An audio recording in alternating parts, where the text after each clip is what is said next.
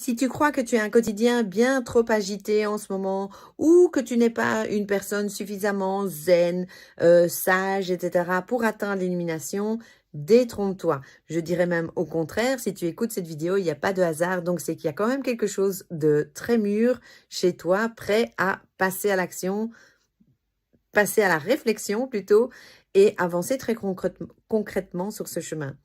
Premièrement, l'illumination, c'est un problème d'identification. Tu te prends pour le petit personnage qui pense, qui ressent, qui agit.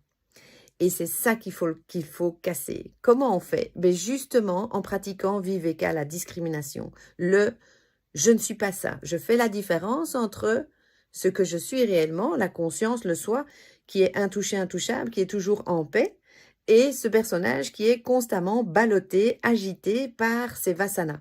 Les vasanas, c'est quoi? Ce sont tes j'aime pas. C'est toutes tes préférences et tes aversions, ce que tu cherches à obtenir et ce que tu cherches à fuir. Et tout ça, c'est un programme qui tourne dans ton subconscient et qui fait que ton personnage agit de telle ou telle manière.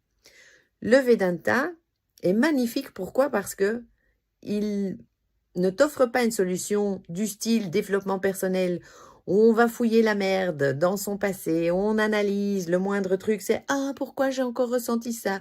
Oh, pourquoi j'ai peur? Pourquoi je procrastine? Pourquoi ?» Et alors on y va et on cherche dans le passé, dans l'enfance, dans le transgénérationnel, dans les incarnations, etc. J'en passe, j'en passe. Pendant que tu fais ça, tu es en fait en train de t'attacher à ton histoire, à ton personnage.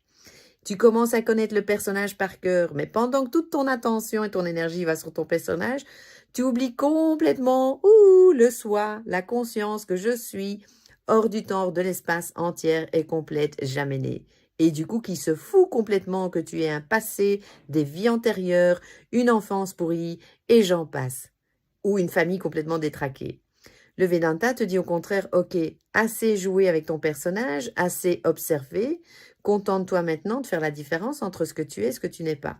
Si tu peux observer ce personnage détraqué, ces émotions qui remontent, sur lesquelles tu n'as absolument aucun contrôle parce qu'elles viennent de toute façon du programme, du subconscient, du corps causal pour être exact, ben du coup, contente-toi d'observer et de te dire, tiens, je ne suis pas ça.